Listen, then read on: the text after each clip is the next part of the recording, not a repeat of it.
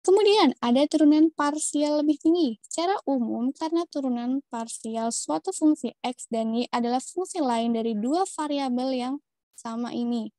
Turunan tersebut dapat diferensiasikan secara parsial terhadap X dan Y menghasilkan 4 buah turunan parsial kedua fungsi F.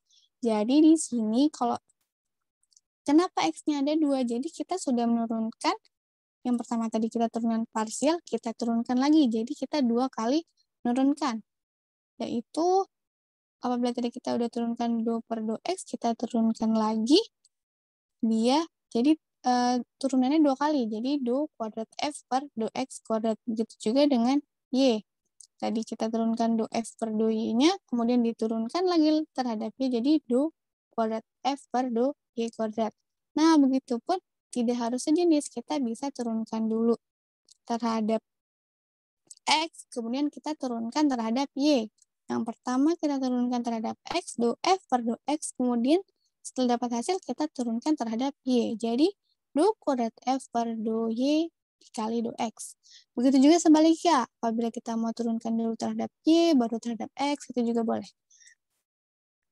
Contoh soal, carilah turunan parsial kedua dari fx, y, x e pangkat y min sin x per y plus x pangkat 3 y kuadrat.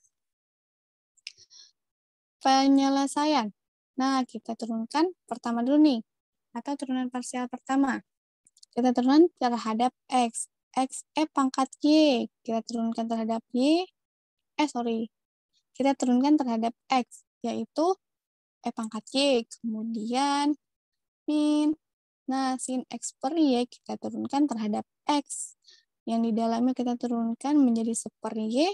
Sin jadi cos X per Y plus kita turunkan terhadap X, 3X kuadrat Y kuadrat. Kemudian kita turunkan terhadap Y. Turunan parsial pertama terhadap Y. Di sini terhadap Y, X E pangkat Y, karena di sini unsur Y-nya ada di E pangkat X, di mana turunan E pangkat. Turunan E adalah dirinya sendiri. Jadi, tetap X E pangkat Y plus.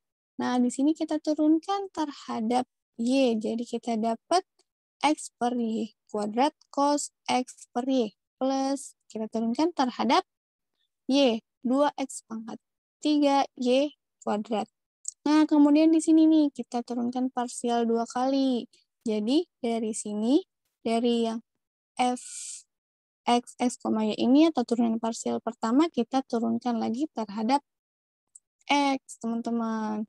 Nah, karena di sini tadi tidak ada lagi unsur x, maka langsung 0 ya, hasilnya tidak perlu ditulis. Nah, di sini karena masih ada unsur x, kita turunin seper y kuadrat sin x per y plus 6xy kuadrat. Nah, di sini kita tadi sudah menurunkan fx, x, y atau turunan parsial pertama. Kemudian kita ingin turunkan parsial keduanya, kita turunin lagi terhadap y.